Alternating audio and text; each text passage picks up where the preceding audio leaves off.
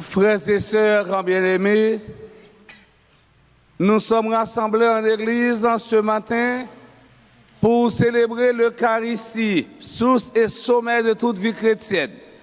Nous sommes convoqués aussi sous la mouvance de l'Esprit Saint en ce deuxième jour de la neuvaine préparatoire à la solennité de la nativité de Jésus. Du même coup, nous entrons directement dans la semaine de préparation à la fête de Noël. Dans l'évangile d'aujourd'hui, Saint Matthieu nous présente l'origine humaine de Jésus.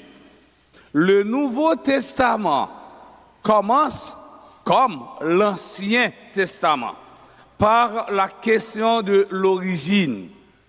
Mais dans l'évangile Saint Matthieu, il n'a pas parlé de l'origine monde là, et pas lui qui mettait en question, mais c'est l'origine, si là, qui était là avant création monde là.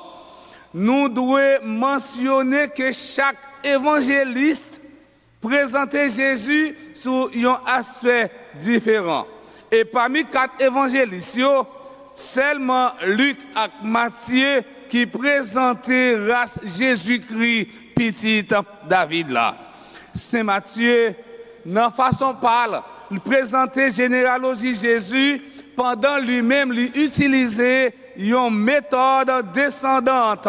Ça veut dire sorti dans Abraham pour arriver juste dans la naissance de Jésus. Saint Matthieu est l'un des apôtres de Jésus. Il est juif, il s'adresse en premier lieu à une communauté chrétienne juive. Projet Saint Matthieu, avant tout, c'est montrer que Jésus sortit dans la lignée davidique, qu'il est donc le roi Messie attendu. Voilà pourquoi il choisit les personnages qui éclairent l'identité et la mission de Jésus. Mes frères, mes sœurs, cette présentation est à la fois historique et spirituelle. En ce sens, il est difficile de lire la table de l'origine de Jésus dans un sens purement génétique. Les pères qui sont très présents dans l'Ancien Testament sont aussi les pères dans la foi. Nous pouvons remarquer dans cette liste d'ancêtres beaucoup d'hommes et très peu de femmes, mais pas n'importe lesquelles.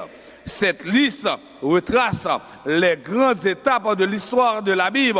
On peut découper cette liste en 3 époques facilement identifiables. L'époque des patriarches, Abraham à David, l'époque des rois de David à Jéconias jusqu'à l'exil, et puis époque après l'exil et le retour sur la terre sainte. Généralement, la table de l'origine d'une personne gagne 3 fonctions principales. Lui permet tout premièrement établir lien parenté, deuxièmement, lui permet tout situer, c'est-à-dire périodiser l'histoire, troisièmement, lui permettre que ou justifier l'existence moun ou bien individu.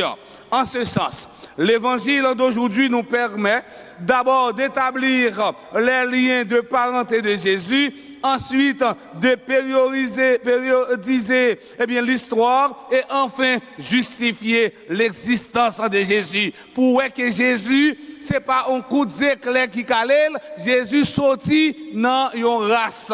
Et c'est dans la race David qui sorti. Jésus n'est pas un personnage inventé.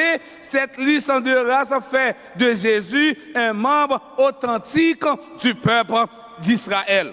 En définitive, la généalogie de Jésus nous aide à contempler l'humanité de Jésus. Elle permet de vérifier l'appartenance de Jésus à la race de David. Jésus est bien de la descendance de David. Connaître l'origine de Jésus-Christ, c'est connaître son identité. Et c'est bien de son identité qu'il est question dans ce texte de l'enfance. Cette double identité de Jésus, à la fois divine et humaine, n'est pas sans effet elle a une conséquence pour le chrétien. Elle a une conséquence pour nous aujourd'hui. Si l'évangéliste nous parle de l'identité de Jésus, c'est pour le faire nous prendre conscience de propre origine ou bien propre identité par nous. Voilà cette naissance que nous sommes en train de préparer à célébrer. Elle est la racine et la source de notre espérance. Et c'est ça que nous tous, nous chaque, nous-mêmes, n'a préparé vini Messia, n'a préparé vini Sauveur. Et pour nous préparer vini Messia, pour nous préparer vini Sauveur, faut ne pas oublier l'essentiel.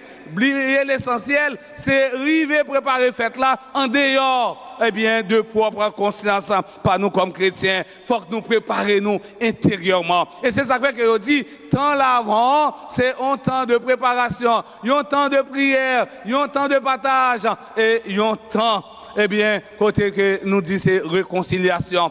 Pour nous-mêmes, nous arriver préparer de présence en naissance en sauveur dans mi-temps nous, faut que nous préparions que nous, faut que nous réconcilier avec peut-être pas nous, faut que nous réconcilier avec mon Dieu, faut que nous réconcilier avec un prochain nous. Chers internautes, mes frères, mes sœurs, la généalogie de Jésus nous aide à contempler le mystère que nous préparons à célébrer. C'est le mystère de l'incarnation. Côté bon Dieu, lui-même, il vient faire le tourner monde, il vient habiter dans mi-temps nous. Et c'est pour bon Dieu grand-maître là lui-même, lui combler nous avec force l'esprit là. C'est pour bon Dieu grand-maître là lui-même, lui augmenter la foi nous plus pour nous capable mieux vivre mystère ça, qui c'est mystère de l'incarnation. Et c'est mystère ça, c'est Jésus ça qui est capable de porter la paix pour nous, qui est capable de porter la réconciliation pour nous. Et dans la messe ce matin, en nous-mêmes, nous demandons bon Dieu grand-maître là pour l'aider à prendre conscience de l'état non, mais pour nous capable venir tourner un petit Dieu parmi grand Dieu, et pour nous capable venir tourner une lumière parmi lumière ça qui est pour venir faire dans nos papas avec petite là avec l'Esprit Saint.